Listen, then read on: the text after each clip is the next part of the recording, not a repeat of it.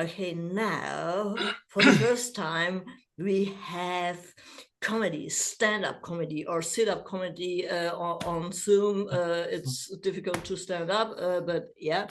And first I will say the words that were given me by Mezrah Tabitha Jennifer Thompson-Ramsey, who will doing the stand-up comedy about what it means for her. An amateur comedian will be presenting her thoughts on the topics of the conference, politics, world events, and beyond for the sake of levity and finding a way or ways to laugh through the tears.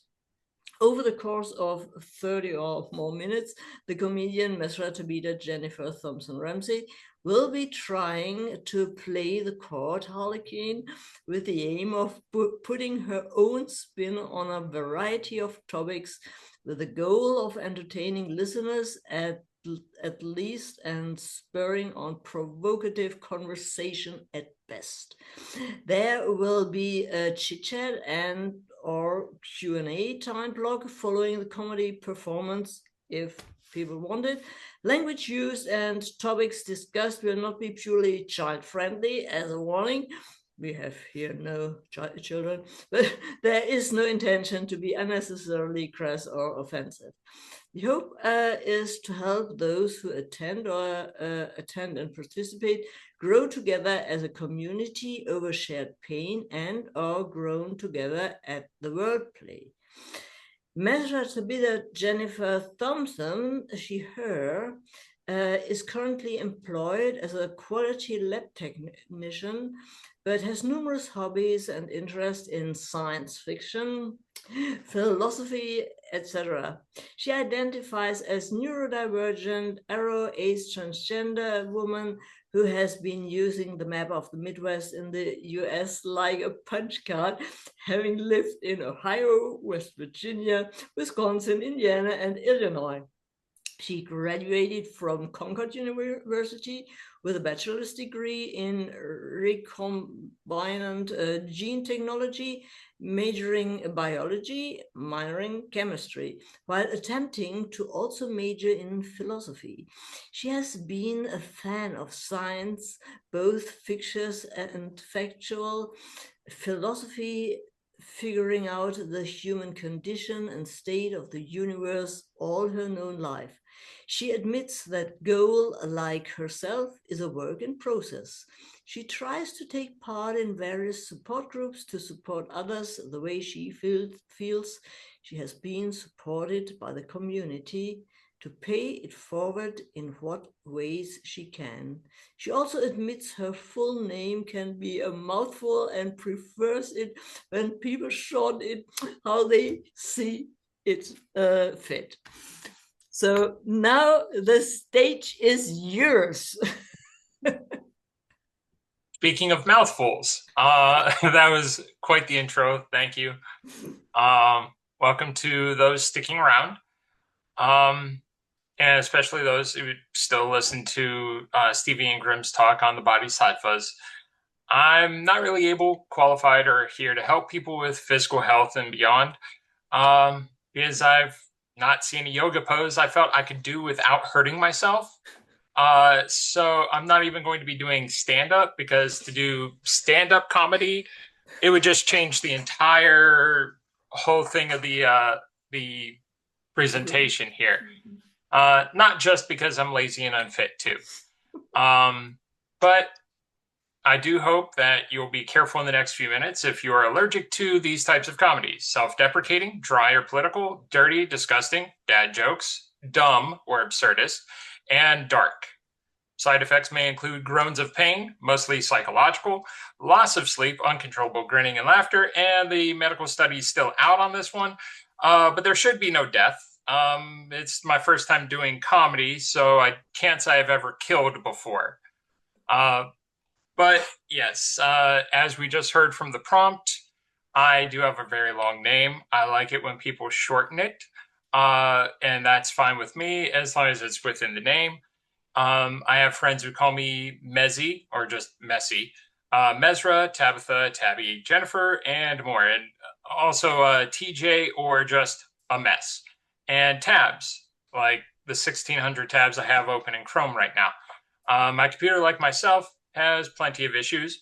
I haven't tried to overclock it, even though I do get clocked almost anywhere I go, because if it's not apparent, I am neurodivergent trans woman. Often saying neurodivergent and trans is redundant, but I digress. And I'm about a year and a half into my transition journey. And I'm not Buddhist, but as we know from a prior panel, it's not a requirement. In my journey, I've been a member regularly and irregularly of numerous support groups, one of which is the Trans Patrick General Transgender Support Group. Not an ad for it, but I mention it as that's one of the main ways I've conversed with Dr. Jampa Wurst. I do contend you are the best Jampa, even if you're the only Jampa that I know. But Dr. Jampa did ask if I might do some comedy for the IQBC. And so I've a habit of making silly quips and puns during the formal and informal Zoom calls. So I was asked to try and put something together, and this is about the best I could do because in true fashion to who I am, I was even still working on this and adding to it even during Stevie's talk. Right up to the last minute. I did write some of this ahead of time. I would consider those parts my transcript, though I cannot translate or transcribe it into other languages. I do hope that the message will transcend any language barriers. So to get into the bulk of this and eventually discuss the topic of the conference, comedy. Comedy can have a variety of effects and uses. It can help with grief, getting through and over an almost unfathomable diversity of topics and issues.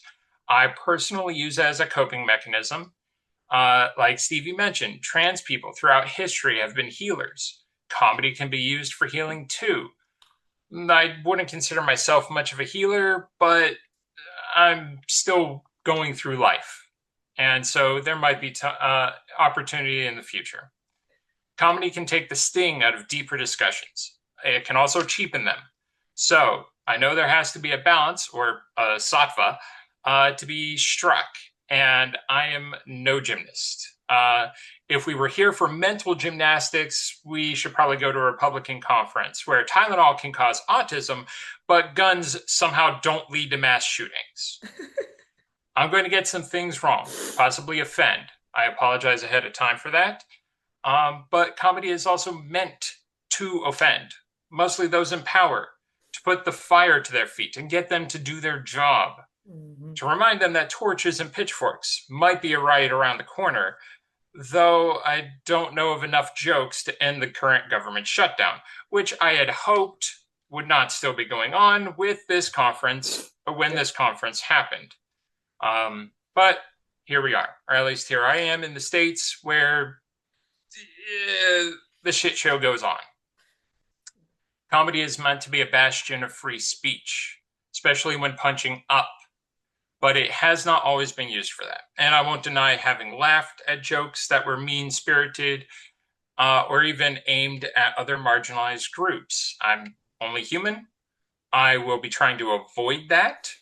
If you're making fun of those in like a low socioeconomic bracket or those being oppressed, or who are in terrible situations in life that may be completely out of their control, and then turning those people into the punchline, you're not practicing comedy. You're practicing abuse, in my opinion. So here I am, getting to be the harlequin to end the conference and focus on human rights, queer rights all over the world. And this will probably be the shortest bit, but the topic would be much broader, easier to cover, if we were to go on about the wrongs against the queer community all across the world, but we do need to try and focus on the positives. Like we've got body positivity and queer acceptance and positivity, while we have world leaders who seem to be positive for syphilis and dementia. But again, I don't want to punch down. I think it's personally unfair to compare those with dementia to the tangerine tyrant, who I choose not to name, nor the one who holds his leash. May they both soon be put in the ground.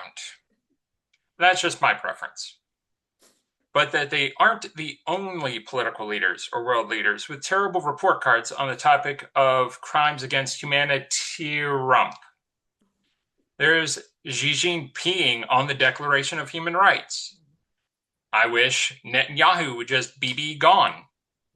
In Brazil, we should have jailed Bolsonaro, but how many civilians actually said, Bolsonaro, not you, but it just didn't matter? And who is the architect of Breskets? Or who is the architect of Bresket but the Boer, who is Johnson? And France almost made a leader of marine law. Please put the pen down. And currently in Germany, if you've read some of the party's ideas, you have Friedrich the Unmerciful. But thank you to all those who stuck around and listened to me tell a few jokes. I hope it inspired a giggle or two, a bit of levity without the brevity.